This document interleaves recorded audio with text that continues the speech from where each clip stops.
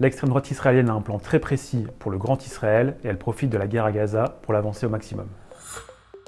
En fait, depuis un an, plusieurs hommes politiques d'extrême droite israéliens, ouvertement racistes, font partie du gouvernement de Benjamin Netanyahou. Leur priorité a toujours été de faire en sorte qu'il y ait le moins de Palestiniens possible dans ce qu'ils appellent le Grand Israël, qui regroupe à la fois l'État d'Israël, la Cisjordanie et la bande de Gaza. Depuis le début de la guerre, ces ministres d'extrême droite sont assez discrets sur ce qui se passe à Gaza, à part pour quelques déclarations incendiaires, comme le ministre du Patrimoine, qui a par exemple expliqué que c'était une option de lâcher une bombe nucléaire sur la bande de Gaza. Leur plan pour la Cisjordanie est assez simple, ils encouragent les colons à progresser, à expulser le maximum de Palestiniens. Parfois, ces ministres fournissent même des armes aux colons israéliens en Cisjordanie, et depuis un mois, les affrontements entre colons, soldats et Palestiniens n'ont jamais été aussi élevés. Pendant ce temps-là, la population israélienne et la communauté internationale regardent ailleurs, à Gaza, où la guerre a déjà fait des milliers de morts. Si vous voulez en savoir plus, je vous invite à lire mon article sur l'express.fr.